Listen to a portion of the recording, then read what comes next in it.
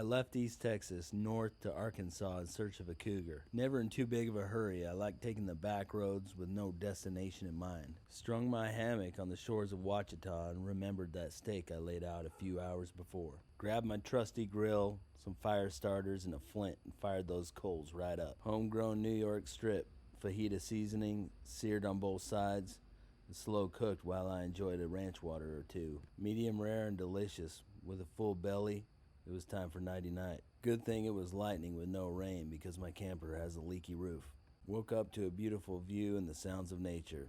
It was time for a cup of coffee. That day I made the French press because this land was once owned by France, but Napoleon, under pressure, sold it to the United States through the Louisiana Purchase. I drank that brew lakeside while I thought about how I would track down that cougar. Put in the eyeballs and left that pretty little campsite.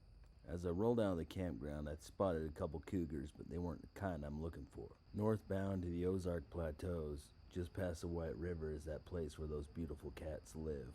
I saw pumas, jaguars, and panteras, and finally tracked down that cougar. I hooked her up to the trusty steed and yanked her right out of that den. After 2 days on the road, I was feeling quite smelly, so I put on some swim trunks and hit the local rope swing. Clean spring water with no brain-eating amoebas. The plunge was nice and refreshing. Time to drag this cat back to his new home in East Texas, but first we had to stop and enjoy the mountain views one last time. I'm so grateful to be back behind the wheel of a bass cat boat. Looks like we're gonna have a fun year. Stay tuned for more travels and adventures.